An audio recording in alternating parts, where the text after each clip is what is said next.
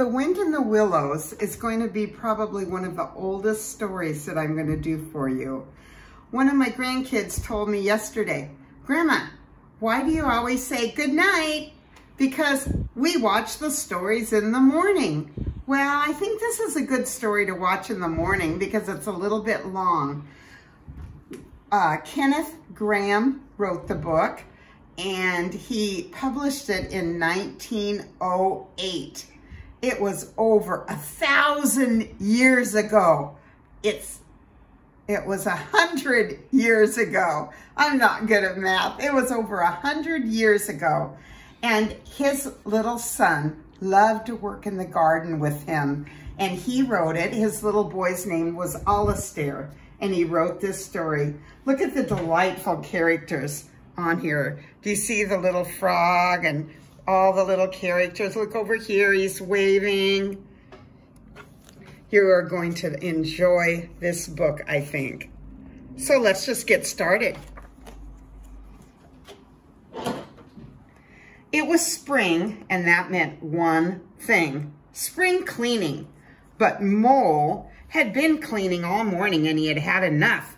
"Bother," he cried at last, flinging down his brush and heading for his tunnel to the outside world. He scratched and he scrabbled and he scraped with his paws until pop, he was out in the sun. "Well, this beats spring cleaning," Mole cried as he danced around a hedge. And as he wandered along, he came to a river. Mole had never in his whole life seen a river before. He chuckled and gurgled, rippling with glints and gleams and sparkles. Mole was bewitched by that river. He was gazing at the river when a small brown creature appeared way over there on the opposite bank. It looked across at Mole and then it winked. Why, it was Water Rat! Mole and Rat looked at each other for a moment. "Hello, Mole." "Hello, Rat." "Would you like to come over?" called Rat. "It's all very well to talk," Mole grumbled, "but I don't know how to swim." So Rat stepped into a small boat and rowed across to Mole. "Jump in," he said with a grin. Oh. Mole took Rat's paw and carefully climbed aboard. He smiled in astonishment. "I've never been in a boat before." "What?" cried Rat. "Never." "What have you been doing then?" "Is it as nice as all that?" asked Mole shyly. "Nice," said Rat. "There's simply nothing better." And he drifted off into a dream and the boat struck the bank. "Crunch! Whoops!" Rat said, laughing, and pulled away down the river. Mole sat back, enjoying the gentle sway of the boat. "What's over there?" he asked, pointing to some trees in the distance. "Oh, that's the wildwood," said Rat. "My friend Badger lives there, but I hardly ever visit. It's too dangerous. There are weasels, stoats, and foxes." Before Rat could say more, Mole spotted a stream of bubbles, and Otter's wet brown head puffed up out of the water. "Hello, you two," he gasped. "Everyone's on the river today.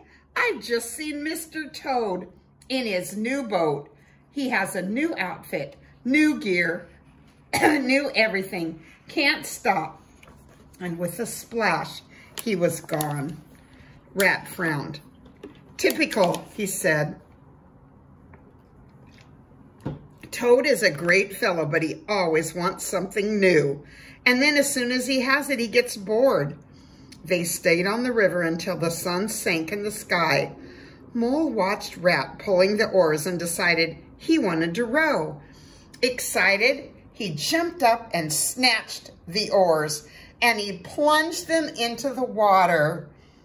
And he slipped, he flew into the air, and landed with an oomph right on top of Rat. Oh my. In a panic, Mole grabbed at the side of a boat. Sploosh! That boat went over and he was in the river. It was a very cold, wet river. Coughing and sputtering, Mole was going under when Rat's firm paw reached out and hauled him to safety.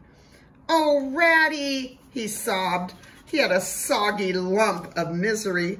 "I am so sorry." Rat smiled. "Don't think any more about it. But how would you like to stay with me for a while? I will teach you to swim and row." Why, Mole was so pleased he could only nod as they squelched toward home. A few days later, Rat was writing a poem about ducks when Mole appeared. "Ratty," he said, "can we go visit Mr. Toad today?" "Why, of course," cried Rat, jumping up. "We'll row there at once. It is never the wrong tide to visit Toad." Mole gasped as he saw Toad Hall. It was a grand house with a lawn that touched the river. Toad was in his garden studying a map. "Hooray," he said as Rat and Mole strolled up. "You're just in time for a trip in my new caravan." "I thought you had a new boat," said Rat. "Oh, pooh," said Toad rudely. "Boats are boring. Just wait until you see my new wonderful caravan." Well, there was no doubt about it, that they packed everything they might need for a few days, and all was so cleverly stored. Soon they were all in the open road. Even Rat, who missed his river, enjoyed ambling along these narrow lanes. He and Mole were walking beside the caravan, taking care of this and that, when poop, poop, a car swept past, throwing up a cloud of dust and knocking his caravan over.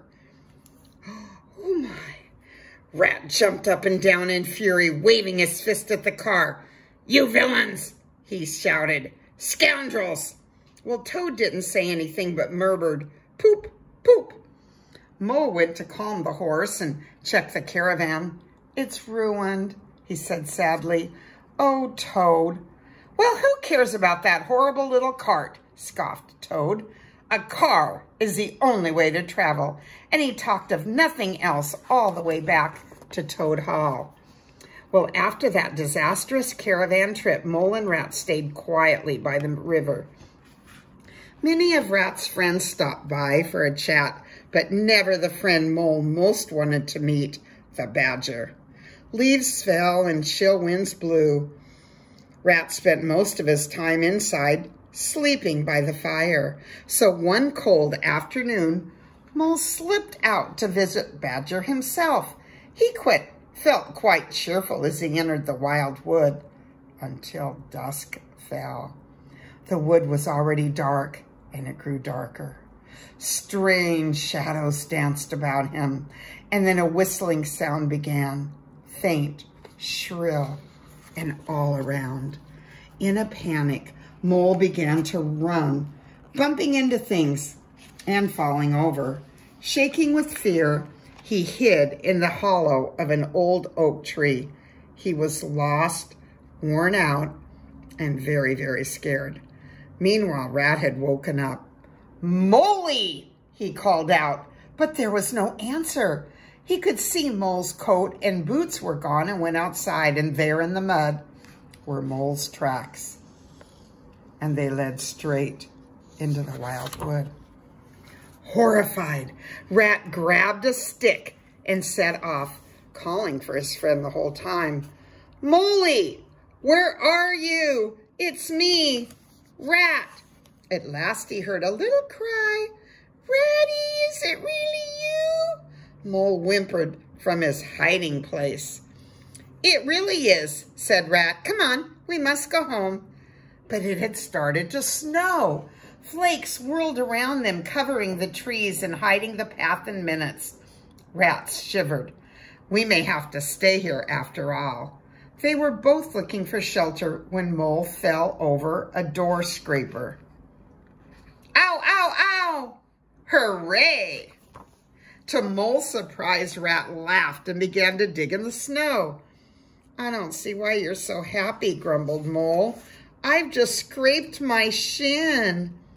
"Don't you see? panted Rat. "You found the entrance to Badger's burrow." And Mole had. "Badger!"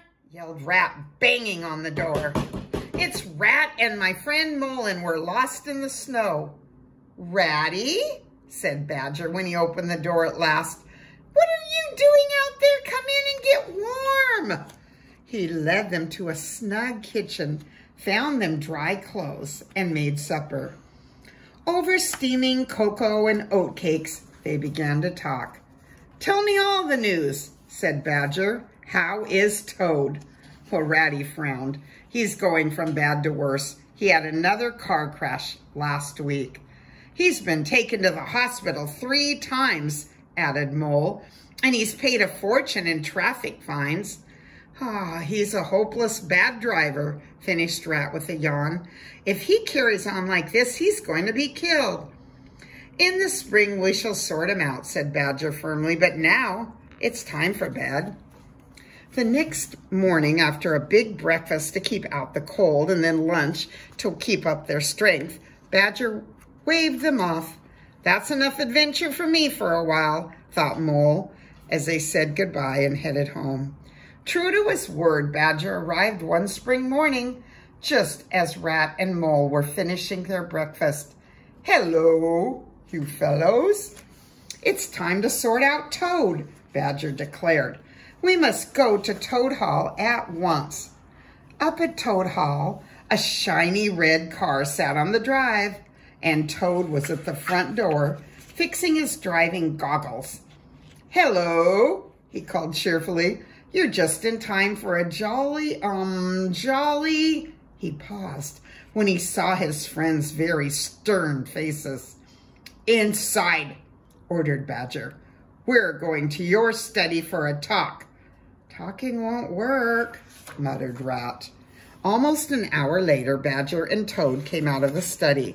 "I'm pleased to say that Toad is very sorry for his foolishness with cars," said Badger. "Aren't you, Toad?" "No," Toad said, "not sorry at all. In fact, the very next car I see, poop, poop, off I shall go." "Well, we'll hide your keys and lock you in your bedroom until you see sense," said Badger, "and we are going to take turns keeping watch." It was Rat's turn on duty when Toad groaned and asked for a doctor and a lawyer. "Oh, Ratty, I feel so, oh dear," Toad moaned. Rat was alarmed. Toad must be really ill, he thought, and he raced from the room and locked the door behind him. "I better go get help."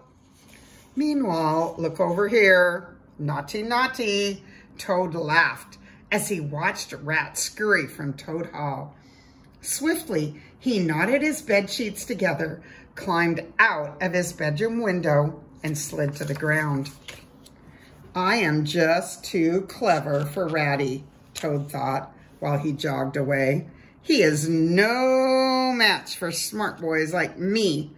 Feeling very pleased with himself, he went on outside and traveled until he reached an inn.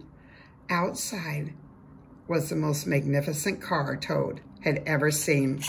"Why, there's no harm in just looking at it," he said to himself, and then he said, "I wonder if it starts easily."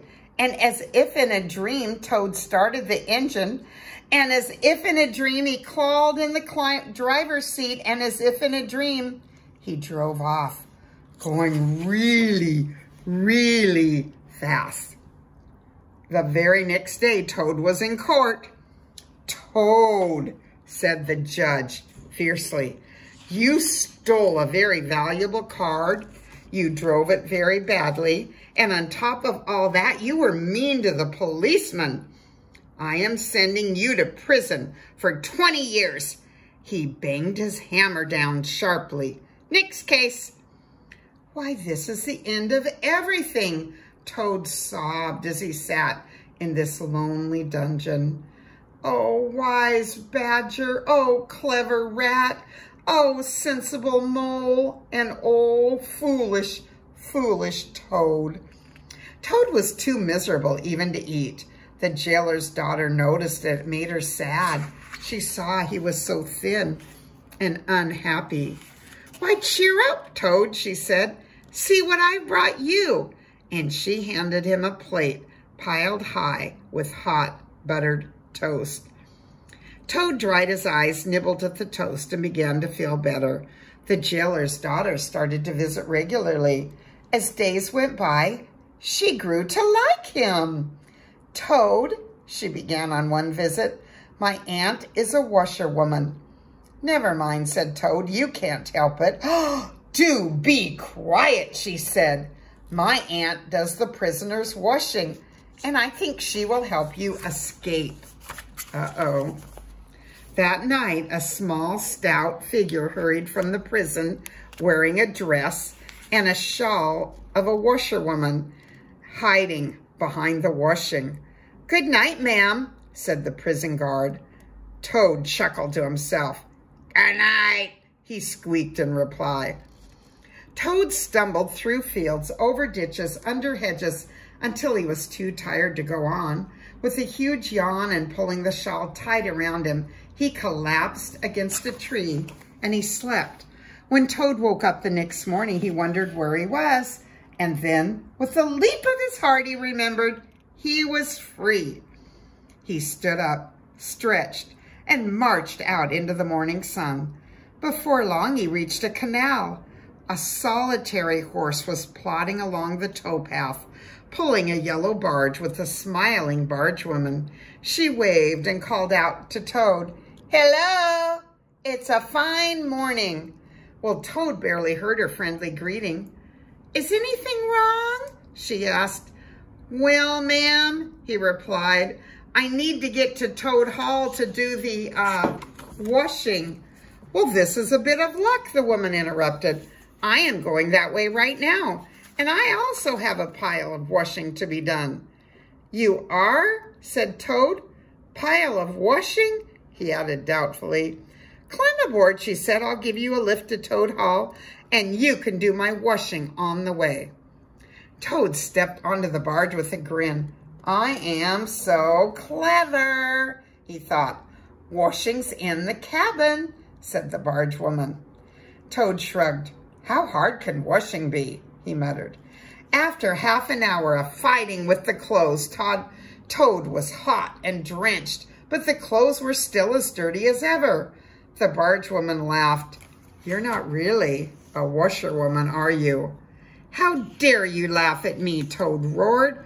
"I'll have you know I am a very distinguished toad." The bargewoman screamed. "Ew, a slimy toad on my barge? Never!" And grabbing him by an arm and a leg, she flung him overboard. Toad went flying through the air and landed with a loud splash in the canal. Gasping for breath, he struggled to the bank, fighting his dress all the way. "It's over," he wailed. "I'm gonna be caught again." "What's wrong?" asked a voice. Toad looked up and saw a familiar face, a small brown face with whiskers. "Ratty?" he said. "Toad," said Rat, "is that you? Whatever happened?" "I've had such trials," boasted Toad. "I was thrown into prison, then escaped. Come to Toad Hall and I'll tell you the whole amazing tale." "Oh, Toad, we can't," said Rat. "The wild wooders have taken over." A shocked Toad followed Rat home in silence. "Now, don't worry," said Rat, once Toad had dried off and was warming himself by the fire. "Badger has a plan to recapture Toad Hall." Just then, Mole and Badger came in. "Ratty, we have planned to attack tonight. They're having a party and Badger knows a secret tunnel that leads right into Toad Hall and..." He stopped abruptly. "Toad? Toad, you're home? Whatever happened?" "It's quite a story," Toad began. "Well, no time for that," said Badger. "We must prepare." That night, armed with sticks and swords, the four of them crept into the secret tunnel. They groped and shoveled along until at last Badger stopped. "We ought to be under the hall now." As they paused, they heard a rumble of shouting, cheering, and stomping from above. The tunnel sloped up, and they came through a trap door into the kitchen. Such a noise was coming from the main hall. There was little danger they'd be overheard. "Now, boys," shouted Badger, and they ran into the hall. "Look at those brave guys. Look at that." Well, squealing and screeching filled the air as the terrified weasels dived out the windows and startled stoats shot under the table. Badger, Mole, and Rat dashed around, bopping anyone who got in their way. And as for Toad, he went straight for the chief weasel and sent him flying. In 5 minutes, it was all over. "Well done, everyone," said Badger. "I think we deserve a party of our own to celebrate." "Dear friends," Toad said later that evening over a lively supper, "thank you for all your help. I wouldn't have my home without you." From that night, Toad was a changed animal. Instead of always dashing after the latest fad, he was content to live a quiet life by the river.